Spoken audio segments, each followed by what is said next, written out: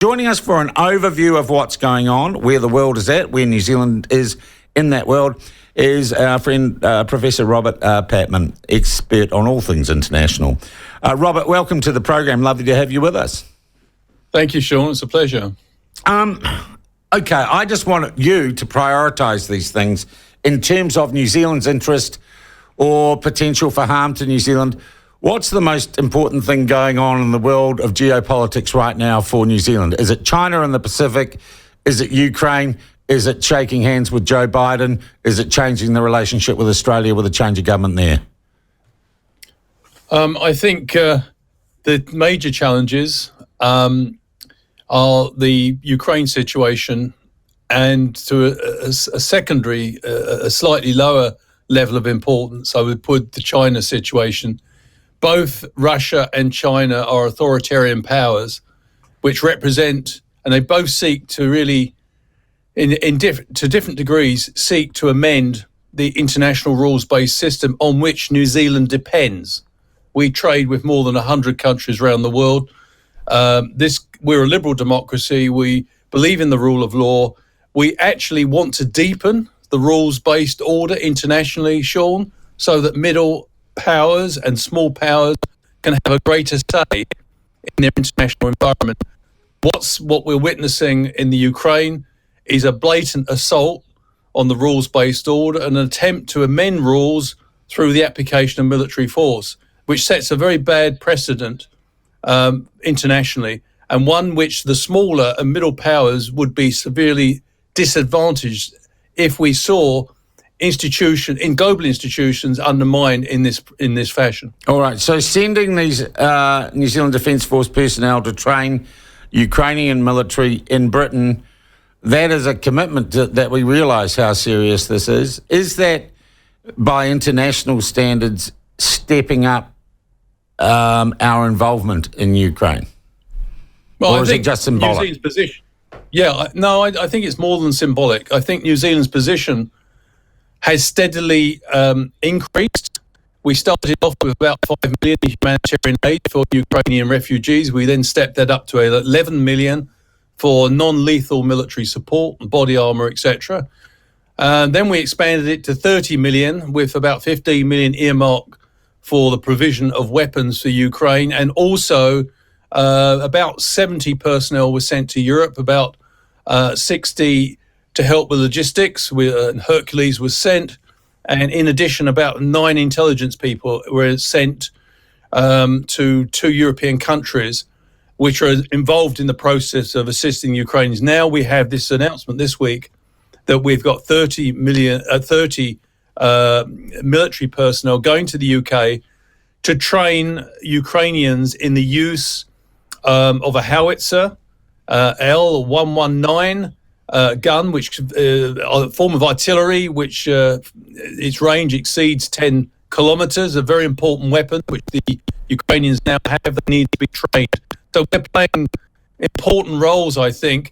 I think it's recognition that we've got a lot at stake in Ukraine. This is a liberal democracy which has been invaded by an authoritarian state. An authoritarian state which has possibly committed war crimes in Ukraine.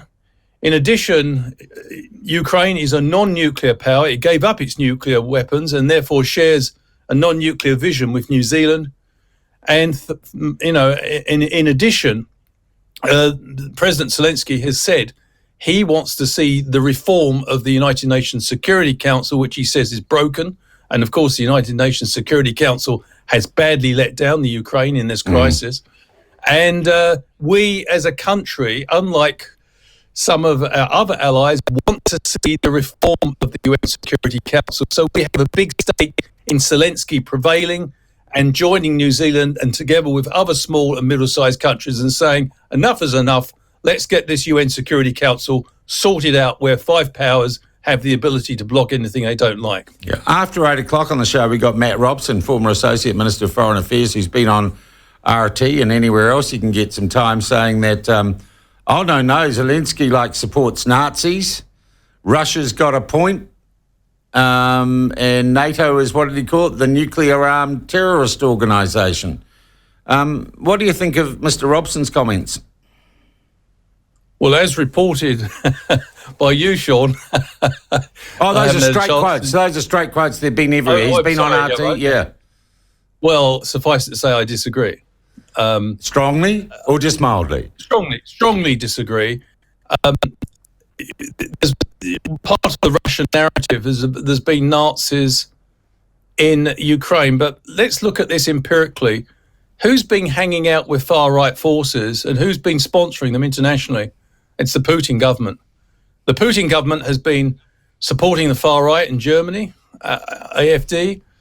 They've been supporting many nationalist populist leaders. They're great supporters of Brexit and, of course, Mr. Trump, and also have identified with Mr. Bolsonaro.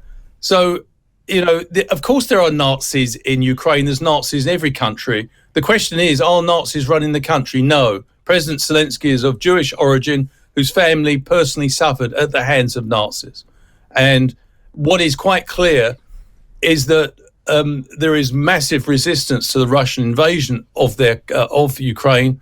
And Matt Robson literally says, no, it was to protect the people of Ukraine from the Nazis. Is he delusional? Well, yes, again, I dispute the claim that Mr. Putin is liberating anyone from Nazis. We're talking about a government which doesn't tolerate any political opposition. Alexei Navalny has been poisoned twice. Another major opposition leader has been poisoned twice. You have to be evidence-based in this. If Mr. Putin tolerated political opposition, had genuine elections, and didn't muzzle people in the media, he's clamped down on the media, what's he so frightened of? He's frightened of his own people. That, to me, has all the hallmarks of a dictatorial, authoritarian leadership. So I don't see that in Ukraine. It's a democratic. It's had 6 presidents while Mr. Putin has been remained in power for 22 years. So, it's all very well throwing these accusations out, but you do need some evidence to back it up. Indeed you do. All right. You were quite optimistic about the military situation in Ukraine when we spoke a couple of weeks ago. Has that optimism increased or waned in the intervening period? It's about the same. Yeah. It's about the same.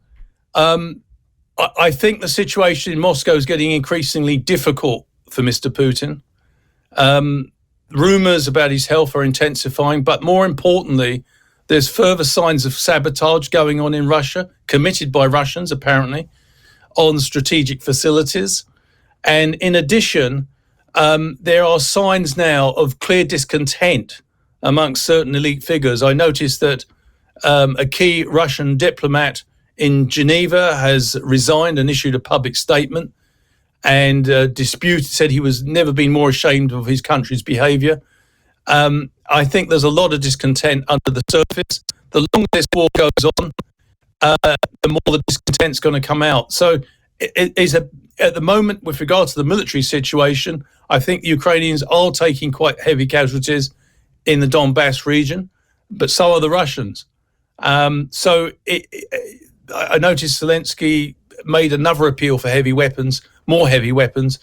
He's getting them, but I don't think he's getting them at the speed he'd ideally like. But there again, does he have the trained military personnel to fully exploit these new weapons? So, yeah, I mean, I think in terms of the military situation, it's not changed greatly. But I think politically things are getting worse for Putin, particularly as the sanctions really bite. All right, let's move from that part of the world to, I guess, this part of the world. New government in Australia.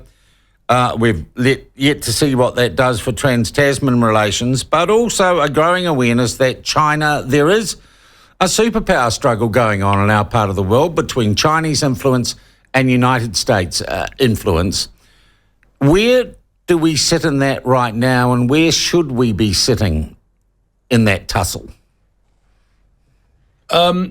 Where do we sit right now? I think our position often converges with Australia and the United States. But our position is more nuanced than either of those two. We have, like Australia, China is their number one trade partner.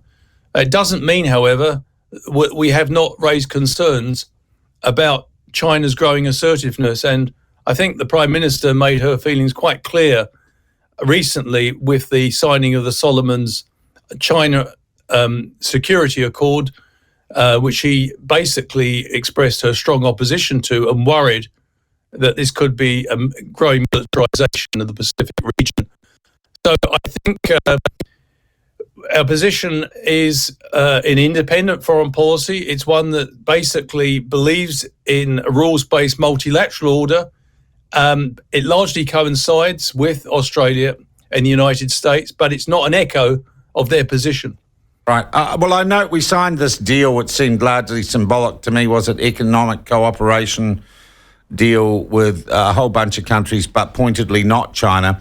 And I just found that rich that it was being driven by the United States, who I'm pretty sure still haven't really signed the TPP, which was the international. No, yeah. You're absolutely right, Sean. I mean, the easiest thing would have been to apply to join the Comprehensive and Progressive Trans-Pacific Partnership, because, by the way, that was originally hoped that the United States was going to be part of the Trans-Pacific Partnership. And Trump pulled out. As a counterweight to China. And Trump pulled out. So it would seem to me if we wanted some progress on shoring up, I don't know, the values that we like in our part of the world, what Jacinda Ardern should be doing if she gets, a grip and greet with Joe Biden at the White House is saying, why don't you guys sign the TPP? Why don't you get involved in a really well-negotiated and progressive and interdependent trade agreement? I think Mr. Biden's response will be, we'd love to, but it's it's a hard domestic sell in American politics.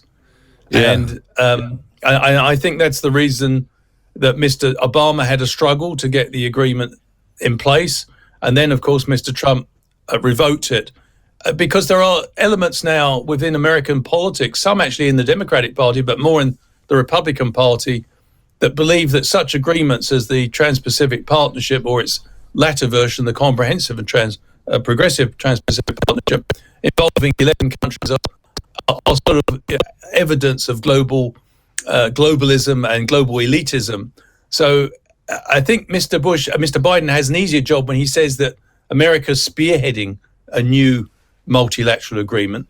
And I think it's quite clear, by the way, that this agreement that the Americans are now proposing, and which New Zealand has indicated in principle it's willing to be part of, will not make any difference to tariffs. It's more to do with the integrity of supply chains, of course, which are important. But yeah, I mean, I think New Zealand played it about right. They said, yes, we're very interested in anything to do with improving global supply chains, but they've indicated that they do see, in economic terms, the priority being with the Trans-Pacific Partnership, which, after all, is in the process of reducing tariffs for our products and that of our other partners. How careful do we need to be about not offending or alienating China, which, as you say, is our biggest trading partner? Or is there going to be a point where we're just going to have to say whose side we're on? That's a good question. So far, we've been able to perform this delicate balancing act quite well. But it also depends, Sean, on China. If China pushes very hard, particularly in the Pacific region, then I think New Zealand's position will converge rather than necessarily be in lockstep with the United States and Australia. There's no doubt about it. As a country, we've always seen the Pacific Islands as being, if you like, part of our region, and about 65% of New Zealand's development aid goes there. If China steps up its activities in the region and tries to build on its agreement with the Solomon Islands, then I think our position will adjust accordingly. You know, the crucial thing here is that this government has always tried to be pragmatic in its economic relations with New Zealand, but it does not shy away from confronting China over issues such as the rule of law and also things like pluralist democracy. We won't want to see, for example, democracies in the Pacific island eroded by the presence of China. All right. Look, finally, the Prime Minister is in New York at the moment, maybe going down to Washington. In real terms, how significant are visits like this, or is it largely, well, fluff?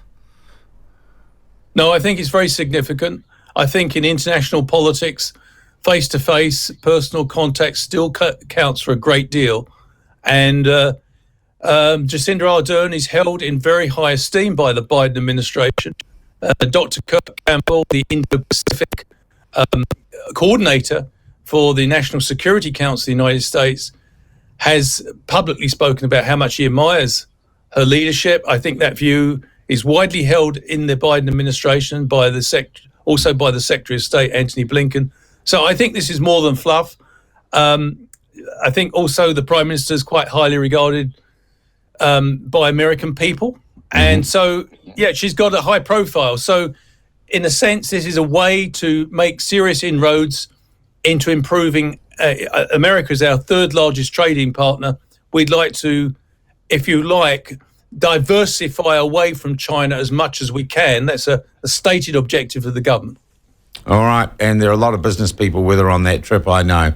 Hey, Robert, always fascinating catching up with you and getting a take on what is happening in this rather interesting world of ours that we are living in right now. Take care. We will talk to you again soon. That is Professor Robert Patman.